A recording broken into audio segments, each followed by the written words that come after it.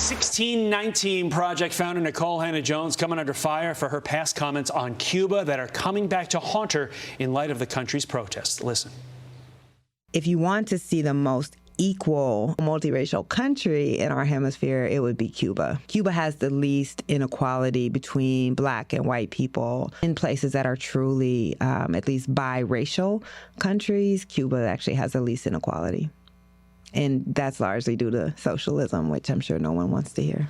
Well, here to react is Vice Chair of the 1776 Commission, Dr. Carol Swain. Dr. Swain, I think a lot of people would say, yeah, everyone is treated equally in Cuba because everyone is equally oppressed. I would agree with that. And when you look at Hannah-Jones and how she has been elevated by the political left, I think that's the real scandal, that she is a, quote, distinguished professor at a university. And it's clear that she is not held to the same standards as other scholars.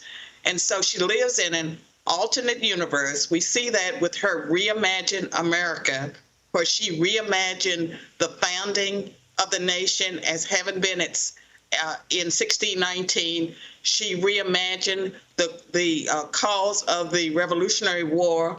She reinterpreted the Holocaust.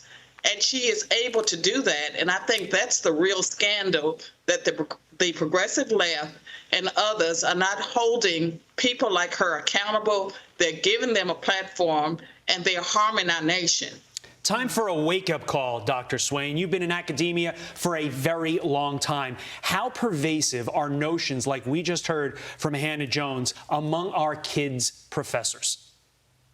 Well, I can tell you that with the political left and, Black Lives Matter, some of the black progressive faculty members, they're teaching these ideas. These are very dangerous ideas. And I think that we need to have higher standards in academia. But the more dangerous thing is that with Hannah Jones, her ideas through the 1619 Project, they're in schools all across America. Thousands of schools are using the 1619 Project, and so they are indoctrinating our students with false ideas. And the critical race theory, the Marxism, the embrace of communism that we see among black leaders, that is going unchallenged. That is unacceptable. And I think we all need to stand up and call it what it is. It's racism. Yeah. It is a racism among progressive whites that allows this to take place. I just wonder, where did some of these ideas come from? That capitalism is bad, socialism, communism, Marxism is good, despite it being proven time and time again that it doesn't work. It's ignorance, I believe, of history. I think it's ignorance. And these people are teaching at universities, and some of them hate America. And so they are pushing an agenda and a narrative that's designed to bring down our country. We all should be up in arms, not literally, because I would be accused of hate speech, but we should be fighting back against it much harder than we are.